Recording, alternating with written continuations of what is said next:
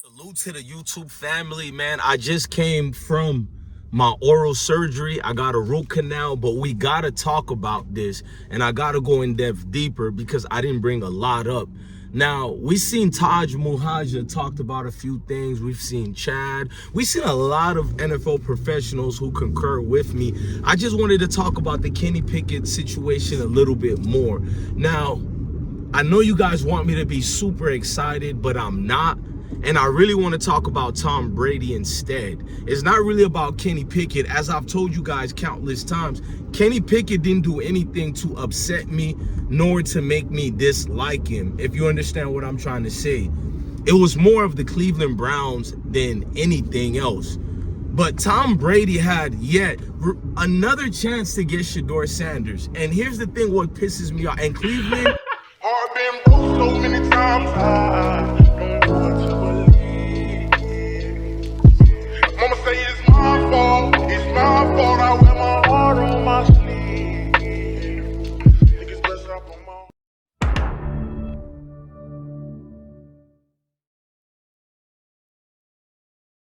thing what pisses me off. And Cleveland, I love the fans of Cleveland, and I can't talk. Half of my face is drooping. Thank God I'm not drooling, but half of my face is drooping down. Not drooling, but drooping mean you see my face, half of it is down. But I'm so passionate about this, I have to speak to y'all immediately about it, because while I was in surgery, I was so relaxed thinking about you guys, and I'm not even being fake. I was like, while I was doing this surgery, all I could think of, man, how lucky I am to have such great supporters like you guys, if it makes sense. And I'm thrilled to have you guys as supporters. And I'm just looking at this situation with Tom Brady. He had yet another chance to get Shedeur Sanders. And we know during the draft, the Raiders, Las Vegas Raiders, that is, had 11 draft picks, ladies and gentlemen. 11 draft picks. And 8 of those chances they had to get Shedeur Sanders prior to the late in the 5th round with the Cleveland Browns getting them. And I don't care if I look disfigured or whatever. God is with us when I just want to say what I want to say, bro. And I'm going to take my foot off the gas on Cleveland only for this video. Number one, I love the Cleveland people. I'm still going to put pressure on Cleveland Browns because I don't trust them for anything. But we'll have videos when I get to the house. And I'm going to drop a lot of them videos. And especially when my face is far much better, when the numbness go away. But work with me. Tom Brady had 8 chances to get Shedeur Sanders, right? My thing is, he went on the Paul Brothers show, Logan Paul that is, after Skip Bayless and DJ Bless One exposed him. I was the first one, then it was Skip Bayless. And 2 people told me they worked with Skip Bayless before and they sent him my video. Now, only one time in my life Skip Bayless ever responded was the first time he ever did Twitter or whatever, after he said he'll never do it. Shout out to Skip Bayless. Y'all know I love Skip Bayless. I don't let people try to, disparage his name with propaganda.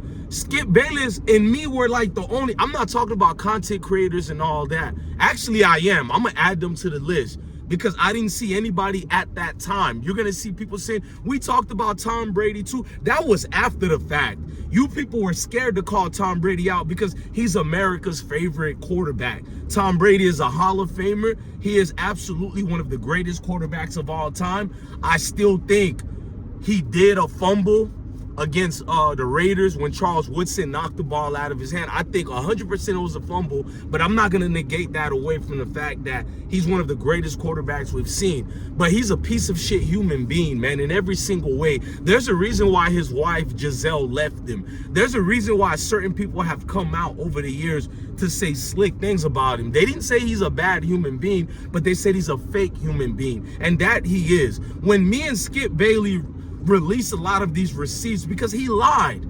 He went on air with the Logan Paul brothers and said people like me and Skip Bayless are liars. He had no power with the Las Vegas Raiders. But Al Davis Jr. deliberately said, even like, this is like 6 months before the draft even came. Like, I think while the season was still going on, Al Davis Jr. said that Tom Brady is going to be the one who managed on who they pick and draft, especially the quarterback situation. Then I uploaded a video of Tom Brady. I think I'm gonna be real with you guys.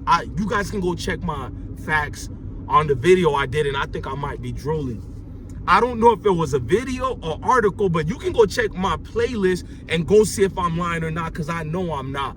And I released it where it shows, I think it was an article. It says that Tom Brady was the main guy telling people how happy he is. He's hands-on with Las Vegas Raiders, and he can't wait to pick a quarterback for the future. If it's not in this draft, it'll be in the next draft. But he emphasized how Shedeur is a great guy. There's no way Shedeur is going to be left on the board for them to have a chance with Shedeur, because he was flexing. Tom Brady was in on the collusion, ladies and gentlemen. He knew what was going on, so he tried to wash his hand and say, oh, Shedeur is not going to be available by the time. But that was BS to just try to say it's Al Davis Jr., because that's literally what he did with the Logan Paul brothers. But everything that we seen prior to the draft was saying that Tom Brady is the one who was hands-on. Then we found out even after the draft, Al Davis Jr. was gloviating about how Tom Brady was hands-on during the draft. So what is it? And let's pretend that wasn't true. Tom Brady had nothing to do with nothing. Okay, Kenny Pickett gets traded. You would think now would be the perfect time for Tom Brady to usurp his authority and show he's this greatest quarterback of all time and a smart mind. Tom Brady did no such thing, nor the Raiders, because I'm going to put Al Davis Jr. in it too, because he's not his father. His father was a great owner. To me, his father was better than, well, I like Jerry Jones too, even though people don't like Jerry Jones. I like owners like that who go out their way to, hold on. Boss, you got a YouTube channel? Hold on, guys. I'm talking on my YouTube. Do you got a YouTube channel? I do, but it ain't up no more. I seen you before. Yeah, I'm always out here. I had to slow it down. My bad, y'all. I stopped the recording by accident. I seen a celebrity right now walking, but not a regular celebrity. He's a guy that was on YouTube who had his breeding canals on the dog canals. I think I'm pronouncing it properly. You know, my face is numb. But he had his canals, how to say those places that breed dogs or whatever. I seen him walking and I stopped the video just to let him know he's a good human being. He got a good heart. I thought it was recording, so I'm gonna have to edit this video and put both these videos together and conjoin them into one, because I stopped the recording. But at least you guys get to see raw and uncut how I am. I don't sugarcoat things. But let's carry on. Tom Brady had a chance to finally downplay people calling him fake, people saying he used Shedeur just to show he's this good guy that he's not. And he bypassed Shedeur once again. This was absolutely the perfect opportunity to draft Shedeur. Now, I'm going to be fair. A lot of things could have happened too. I'm going to still throw Tom Brady under the bus, but let's insert the Cleveland Browns into this. Cleveland Browns, I'm pretty sure that they can be just BSing people all the time, meaning that there's like a 5% chance where I could see the Las Vegas Raiders.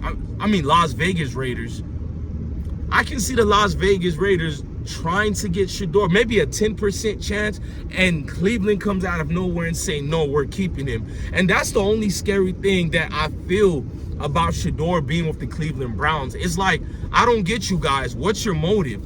We seen your coach get on live on air talking about, I don't know what people are talking about, but we're developing all the guys here, especially the two young guys. We have been developing them equally. And I'm looking like, how are you developing them equally when you went overwhelmingly out your way to berate Shedeur, to throw him in a gunfight with knives only? And then, just as I said, the offensive linemen who were covering Shedeur and blocking for him on that dreadful Saturday a couple of days ago, every single one of them except for one was cut off the team. And what did I say when we were watching the game? I said everybody is going to get cut. I said they're not even the third strings or fourth strings. These are the guys on the rosters that who just make preseason, meaning you need to fill in spots just to have some type of preseason. You're not going to injure guys who are actually on the team. So there was no reason to throw Shedeur out there. I've said that.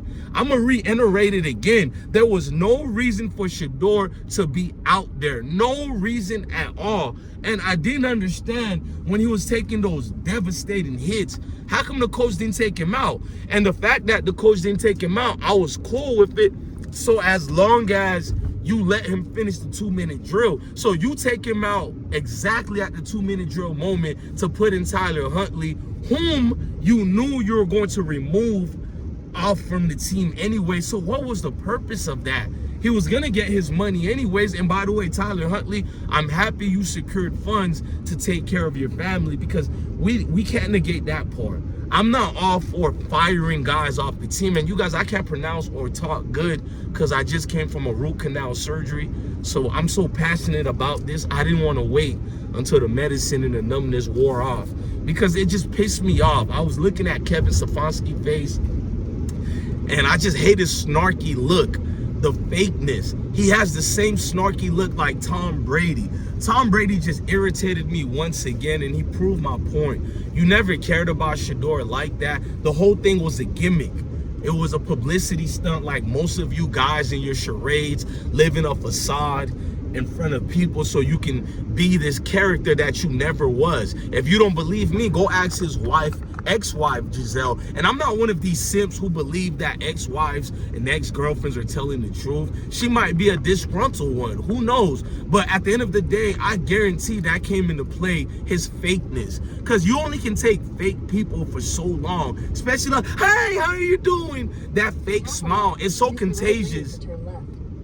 It's so contagious, you end up talking fake like that. So I'm just out here telling you guys, I'm just devastated that the Raiders didn't get Shedeur. Normally, I'll be happy for Shedeur even being a third string, meaning he's going to get a genuine chance, because Dillon Gabriel is not that guy. So I can easily see Shedeur surpassing Dillon Gabriel. But the problem is, we've seen plenty of time. The right lane to turn left.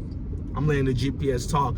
At the same time, we've seen plenty of circumstances and instances where Shedeur outplayed Dillon Gabriel, because he's utilizing cab drivers and Uber drivers, but he outplayed him. He was a consummate professional. He was gracious himself towards the Cleveland community. He was a statesman, I should say, for the Cleveland community. So that's the guy you keep more than Dillon. So my thing is, no, I don't feel comfortable with Shedeur on the team. I could see chances where Dillon Gabriel gets hurt, Joe Flacco, might stay there for the whole year. But it's a lot of things going on where I would have been happy, okay, next year Shedeur will have a real chance. But what chance will he really get with the Browns? We've seen too much circumstances where the Cleveland Browns have shown we don't really care about Shedeur. We're trying to deliberate on how should we sabotage him? Should we give him limited reps? Should we put him in there with guys so we can possibly injure him?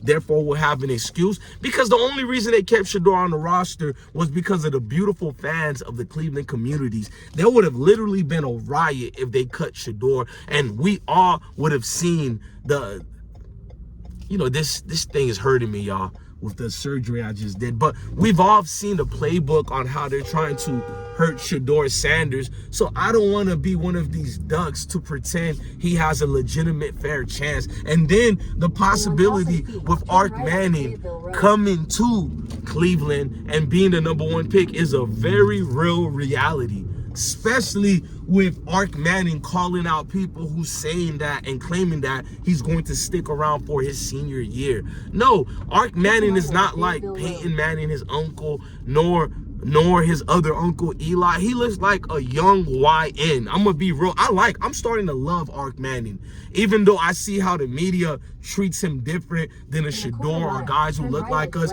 I'm rooting for Arch Manning. I think he was overrated coming out of high school. I still stand on that because his records and his skill set didn't display to be the first ever prospect to have a perfect rating. And on all the scouting platforms, Rivals, On3 Sports, scouts.com, so much had him #1 in perfect, which was not the case. I know you guys don't like Nico, but it was Nico the #1 quarterback and a couple of more. I looked at Ark Manning as an overall third, 3-star level player.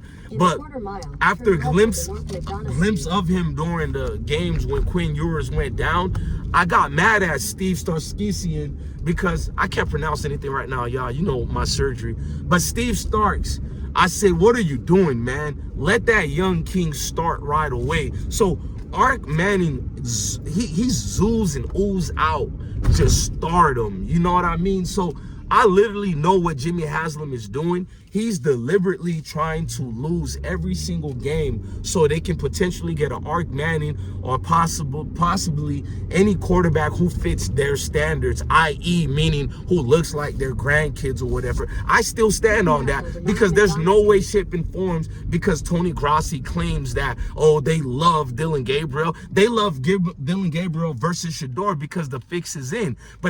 But truthfully, Dylan Gabriel is more a pet to keep around just for namesake to throw Shedeur under the bus. So no, I do not believe that Shedeur is in the best interest of his career. And I'm just mad at Tom Brady for not getting Shedeur, not saving Shedeur. He had all the chances in the world to save Shedeur right there, and he didn't pull the plug. He didn't hit the green button. So the hell with Tom Brady. When I get home, I am going to do a beautiful, masterful video on Tom Brady and his fake shucks, well, husha. That character gets outdated and dull.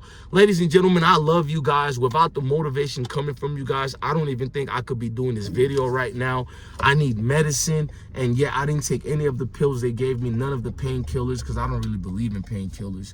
It causes you to become addicted to them or whatnot. So hang on, just an idiot on the road. I had to honk my horn. But yeah, it's just a lot of things like that you notice. You know what I mean? So, man, Tom Brady, the hell with you, man. I'm not rocking with you, cuz I'm done with you. Yeah, man, love all of you guys, man. Never forget, I think with my surgery, not even 10 minutes ago, I just came out of the surgery.